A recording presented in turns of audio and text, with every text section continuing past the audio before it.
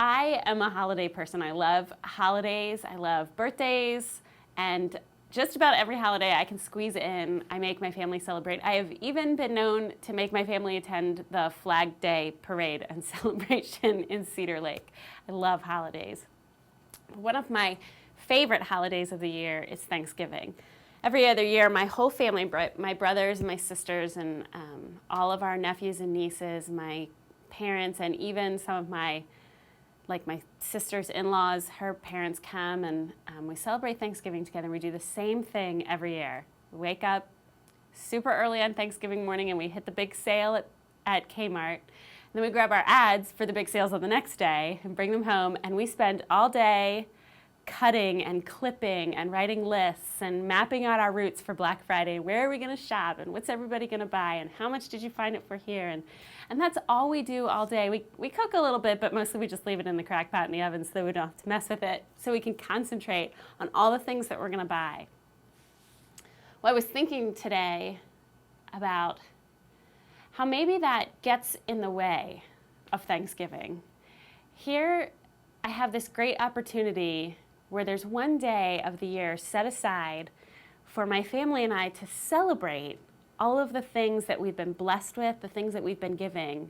And we spend the entire day thinking and planning and scheming about all the things we want and all the things that we're going to buy. And not that that's necessarily a bad thing to do, but I wonder if we do miss this great opportunity to purposefully take some time on that day to be thankful for what God's given us. Paul talks a lot about being thankful in the letters that he writes.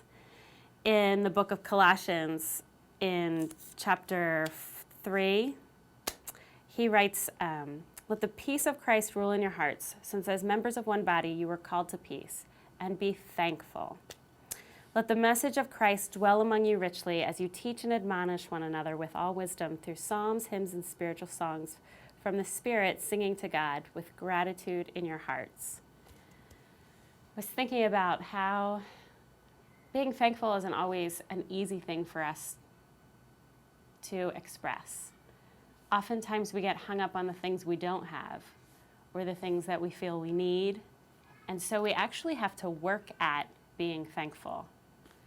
But I think what Paul asks us to do is not so much think about the things that we're thankful for and be thankful for them, but to have this lifestyle of gratitude where we just live in the thankfulness of what we've been blessed with.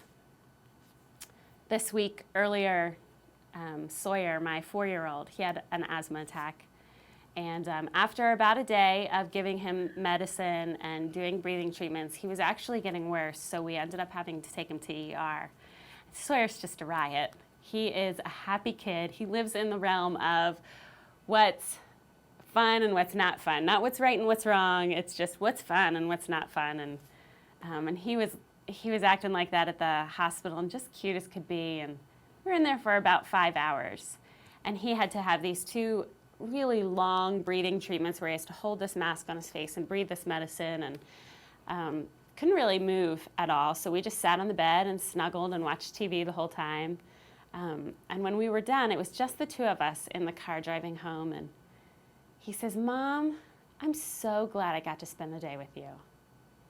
Here's this 4-year-old little boy who'd been hooked up to this medicine for hours, poked and prodded and checked by all these people that he didn't know. And all he could think about was how great the day was because he and I got to sit on the bed and watch cartoons together."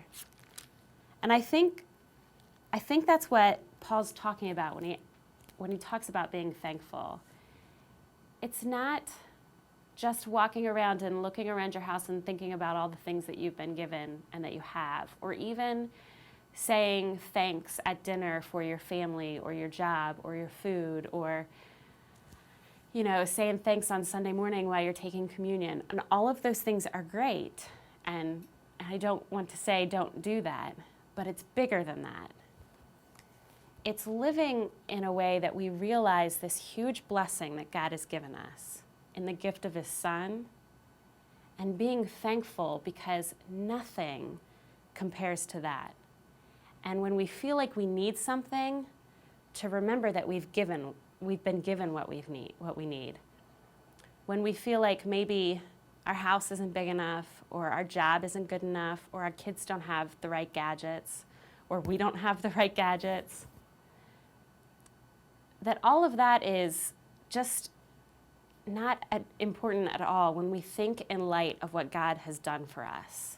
And when we live in a place where we're thinking about that, it's so easy for us to be thankful. In the book of Hebrews, this is what it says in chapter 12, verse 28. Therefore, since we are receiving a kingdom that cannot be shaken, let us be thankful and so worship God acceptably with reverence and awe, for our God is a consuming fire.